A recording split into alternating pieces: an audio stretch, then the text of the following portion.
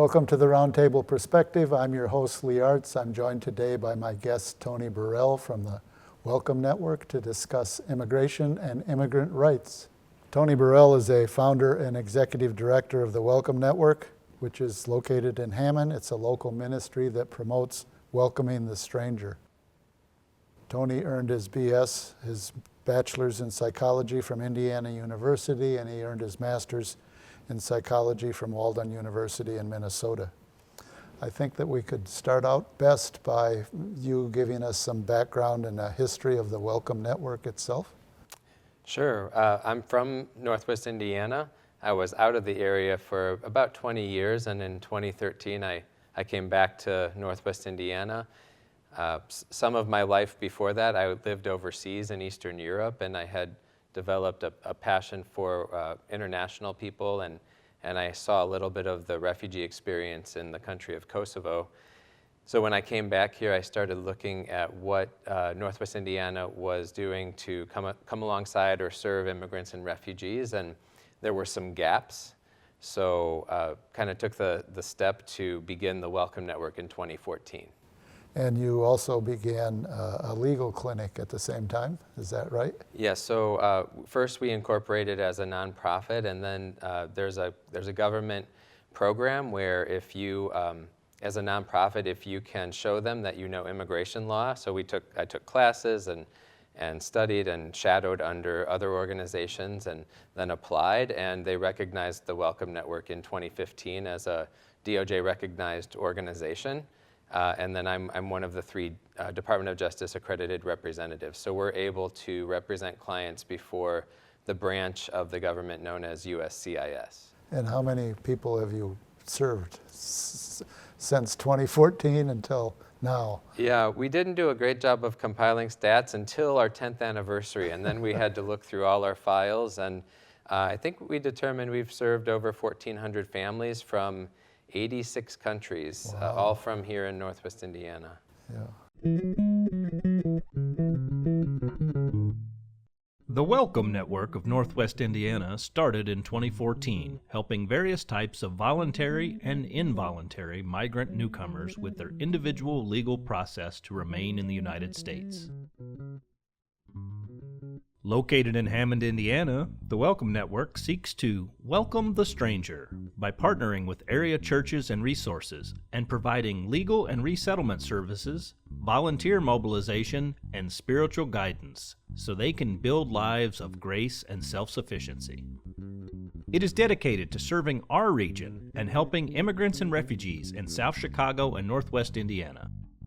For more information, you can visit their website at thewelcomenet.org.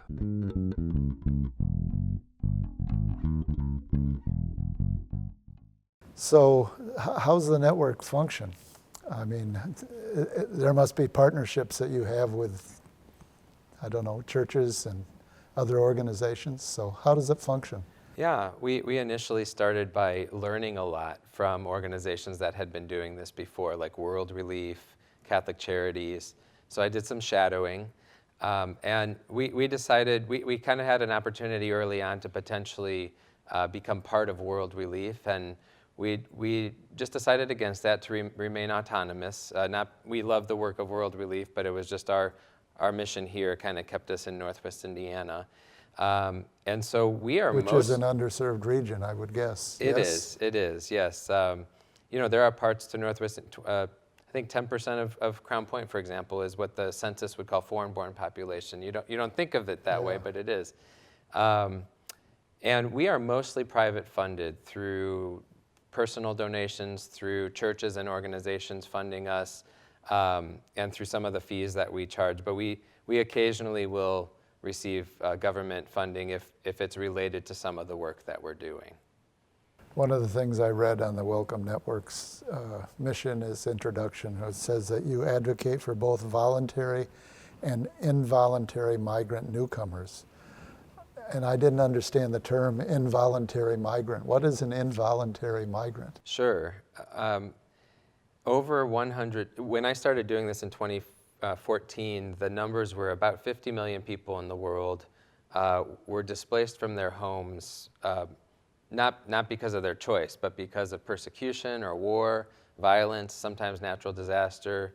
And right now, that number is more than doubled. There's over 110 million people in the world today who are displaced from their homes. And so involuntary migrant would be somebody who really didn't have much of a choice whether to leave their home country or not, to seek a home elsewhere. They're fleeing like a hurricane or a flood or some war like in Syria.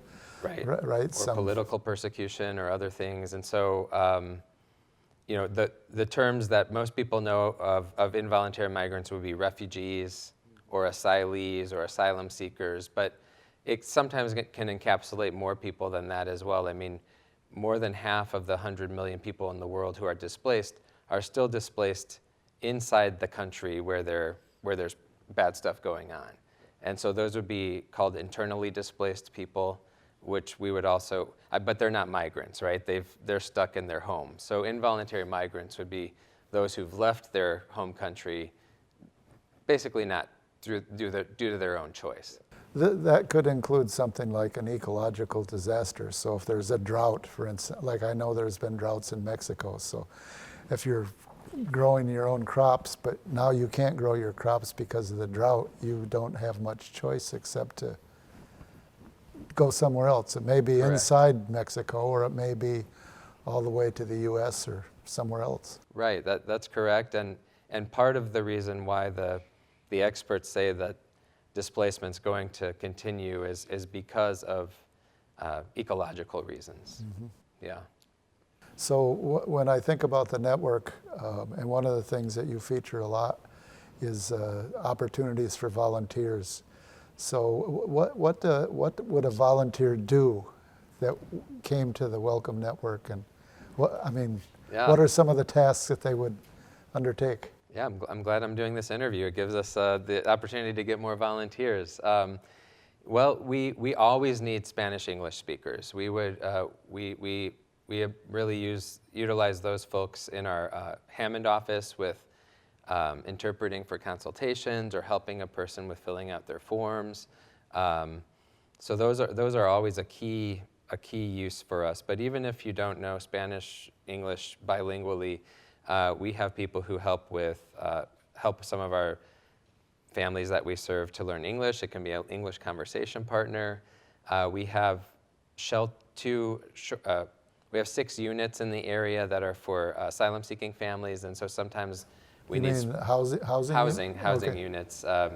We don't really say exactly where they're at, but sometimes we need spring cleaning done or outdoor work done there.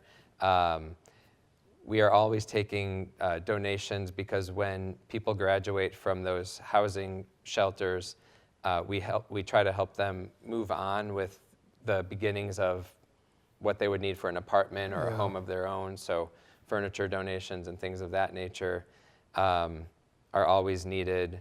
I always say a financial donor is always a great opportunity for us. We definitely need the funding because we are not primarily government funded. There's a lot of other volunteering opportunities that we have as well. The other part of the Welcome Network is the legal services. So maybe you could talk a bit about what the legal aid is from the Welcome Network.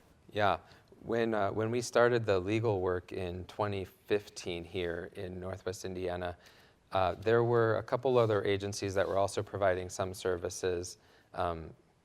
And at the moment, we think we're the only one doing that. Now, if somebody has the means, there are a number of excellent private immigration attorneys in the area that they can call and sign on as a client, with. And we always do actually recommend that for people who have the means. We exist, and the government has this program primarily for folks who wouldn't otherwise be able to afford immigrant legal services. So that's always option one. But there are 3 of us in our office in Hammond, myself, Claudia, and Kata, who are accredited to represent clients before USCIS. So what that means is there are different branches of immigration within the Department of Homeland Security, but the one that processes the paperwork, that decides if you get a green card, that decides if you can become a citizen, that's called USCIS. And that stands for U.S. Customs and Immigration Services. And so the closest office is Chicago, and we can file any number of applications for newcomers to help them with that part of the process. And those, often you need to know the immigration law, you need to know how to fill out the forms, which are all in English, you need to know how much to pay the government, and then oftentimes there will be interviews or follow-up from the government asking for more evidence or information or things like that. So when we sign a client on for a certain service, we're typically with them from getting that application turned in until the government adjudicates that process. One way or the other. Mm-hmm.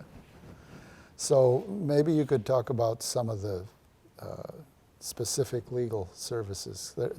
I had listed a few: family reunification, adjustment of status so you can get more permanent legal status, DACA, citizen services so that you can, permanent residents can apply for a U.S. citizenship. I'm not sure what the U visa stands for. I mean, some of these things may be too detailed for us to get into, but also asylum, which means services to obtain protection in the U.S., someone has fled their country because, as you said, persecution or some other fear that they would not want to return. So maybe you could speak about just a couple of those, maybe. Definitely. Highlight. Yes, and if folks want to go onto our website, it's thewelcomenet.org, and there's a part of our website that deals with our legal services, and I think we have it in 4 languages right now: English, Spanish, French, and Arabic. But at any rate, we can help from the more, not any process is simple, but some of the more simple processes would be somebody who's been here as a green card holder for a long time. Every 10 years, they have to renew that green card. So we can help with renewal of green cards. Typically, a green card holder, there's a few things that could disqualify a green card holder, but typically a green card holder might qualify for citizenship. Mm-hmm. And so we can help with the citizenship process, the person filling out the N400 and preparing for their test. We use volunteers to help people prepare for their tests as well. And then there are more complex things, like a green card holder or a citizen here has the right to petition for family members who might be still living overseas, or they might be here, maybe a spouse, maybe a parent, in some situations their children. So if you're here as a green card holder or a citizen, we can help with petitioning for family members. You did mention U visas and something called VAWA. VAWA is the Violence Against Women Act. U visas are a type of situation where if you've been the victim of serious crime here, and if the police department in the U.S., and if the law enforcement who have been investigating that crime are willing to sign something saying that you've been cooperative with them, it's kind of a way to gain status here through that cooperation with the police. So we have worked with many police departments in the area to help some of our clients obtain status through that process as well. A lot of these take a long time, so... Be kind to the cop on the street. Yes, yes. And to their credit, most of the police departments in the area have some understanding of this process, and if not, they're willing to be educated. Okay. So we do all of those things through our Hammond office. If someone wants to set an appointment to talk about those things, they can call or email us. We are running about 3 months behind right now because it's a busy time, unless it's an urgent situation and we can get them in sooner. One of the things that you mentioned, or I guess I mentioned in passing, was the refugee resettlement. And the question is, have you been successful at getting refugees resettled? I mean, I understood you said there's 6 welcome homes. Mm-hmm. And I would assume those people are refugees when they get here, but then you try to expand their opportunities so they don't just have to stay in the welcome home, but they can actually go out and get their own apartment. And right. How successful has that been? So actually, the welcome homes we don't typically use for refugees. Refugees. The refugee system. Typically, our government would accept 60 to 100,000 people into the United States each year through the refugee system. And those folks are people who have probably been waiting for a while. And it starts with the United Nations issuing them a refugee number, and then our government decides who they will take. And those folks who come in, there are organizations that help them, and we work under some of those organizations. But typically they come in from day one with work authorization. They come in with a little bit of funding to help them survive their first 3 months here. From the UN? From the United States, actually. Oh, okay. But they do have to pay for their own travel and other things. But anyway, we try to get those people apartments right away because they have a little bit of funding to work with. The welcome homes are for asylum seekers who ask our government when they get to our border for asylum, and then they're entered into a process that unfortunately takes many years with the court system. And so it can take those individuals a while to get work authorized, and so we have those home shelters for that type of category of person. We have worked under World Relief and USCCB, which is like Catholic Charities, those are 2 of the 10 agencies that typically, traditionally have helped the government resettle refugees. And that has been successful. Unfortunately, though, since January 20th, that program is basically not accepting any individuals, and it will be evaluated on a quarterly basis.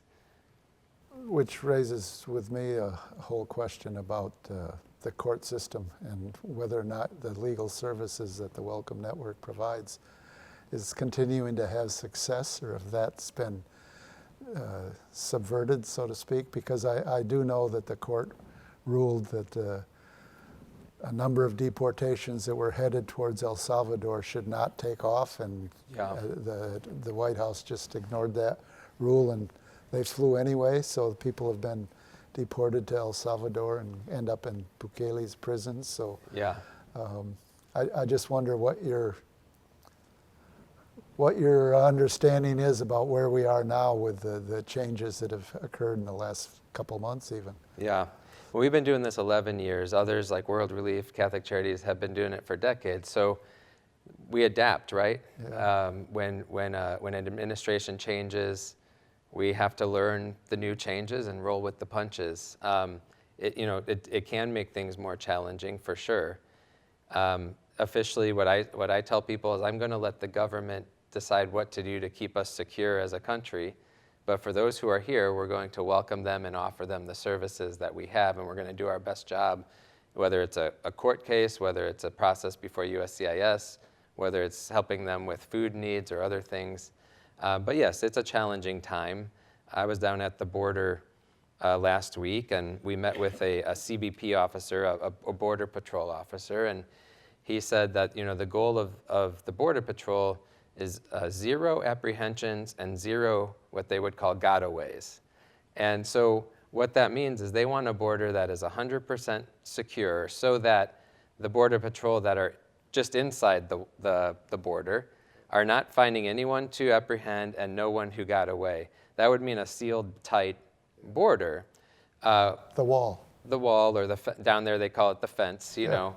But if we're not taking refugees and we're not letting anybody apply for asylum, that's where I'm concerned, because then we have 100+ million people in the world, the most vulnerable immigrants, those involuntary migrants, who are having no opportunities to find safety, at least in our country. And that's what concerns me the most. But yes, the court processes are more difficult than they were. And the refugees that have come here have been everything from Iraqis, Syrians, Ukrainians, Venezuelans, Cubans, Nicaraguans. Yeah. I once read that the largest Nicaraguan population outside of Managua was in Chicago. Yeah. Yeah, so it's like... And before that, the largest Polish population outside of Warsaw, right? Yeah. I mean, it's not a new thing, but it's just the countries tend to change. We helped with the Afghanistan crisis when 100,000 Afghans were evacuated by our government in 2021 under USCC, under Catholic Charities. we helped to resettle 50 of them here in Northwest Indiana. Without any Haitians eating dogs anywhere. I have not heard of any pets being consumed here. Yeah. One of the things that you talked about early on was partnership with some of the area churches, and there were a few sources that I read that said surveys have indicated that 9 in 10 churchgoers have not heard a sermon on immigration. Mm-hmm. And they also said that 9 in 10 evangelical Christians say their views on immigration come from their political beliefs, not from the Bible, which seems to be, I don't know, I assume that there's some congregations that are informed and would want to support the Welcome Network, but it also suggests that there's some churches that are kind of outside that attraction, or outside the need to see volunteers or even make a donation. So yeah, I would encourage my fellow Christians to read the Bible. Yeah. Jesus said, when you welcome the stranger, you welcome me. And if you really want to look at the whole Scripture, Old Testament, New Testament, so much of it was about God moving people around for His plans and His purposes. I think the Lifeway research is a little bit better lately. I think 76% maybe don't base their views on immigration from the Bible, so it's getting a little bit better. Yeah. And I would say, and I'm at the moment I'll speak to Christians. It's not a left or right thing. Maybe the right wants us to see the immigrant as a danger. An alien, a danger. A danger, yeah. And the left maybe as a victim sometimes. But if we see people in God's image with dignity, in the Imago Dei, which for those with the Christian worldview would be from Genesis chapter 1. He created man in His image. Then we're going to want to offer dignity to anybody who's coming in. And we can disagree about how they need to follow the law and all of those things, but it starts with human dignity. That's quite refreshing, actually. Yeah, and I will say many churches in this area. I think I don't know the numbers off the top of my head, but over 40 churches in our area have partnered with us either financially or through volunteers. Excellent, yeah. Excellent. One of the things that I came across in looking at the Welcome Network was that you've gone to Lebanon several times, working with El Awad, which is Kids Alive in Lebanon. You've taken summer teams there, partnered with similar groups that were welcoming newcomers. So what are the plans for continuing to work with, taking trips to Lebanon? Yeah, that's a beautiful trip. I've been there, I think, four or five times. We've paused it because that part of the world is experiencing conflict at the moment, and we weren't sure if Northwest Indiana folks would take the plunge to sign up for that trip this year, but we're hoping next year or the year after that to start up again. We basically go and do a kids camp in conjunction with our partner there. Yeah. There's still over 1 million displaced Syrians in Lebanon, and so we want, even though we can help people here and we can come alongside newcomers here, we want people here to have an understanding of what displacement looks like. So to go to Lebanon, or we're going to be doing a trip to the border again later this year. To the border, to the southern U.S. You're border. headed to Texas. Yes. In the fall. Yes. Fall or early spring maybe of 2026, but we're inviting people to come with us on that. And what do you hope to get out of the border perspective? That's the group I think you were partnering. It's exactly that, yeah. Okay. And it's a great name, Border Perspective. It started this guy who grew up along the border. He wanted to kind of regain his understanding of his identity, and he took a trip with his brother. He drove all along the U.S. border and photo documented it along the way. And so if you go to the Border Perspective website, you can see some of that. But then he started an organization to bring people from across the states to serve. It's called a service learning model. So you serve a bit, you learn, and you get different perspectives of the border that might be more than what, depending whichever media source you're looking at, Yeah. You're going to get a better, more personal experience than what you do just consuming media. Well, thank you, Tony Burrell, for being with us today. It looks like we've almost run out of time. Much appreciated. Thank you, Lee. Thank you. It's all the time we have on our program. I want to thank Tony Burrell for joining me today on the Roundtable Perspective. I'm Lee Artz. I'll see you next time.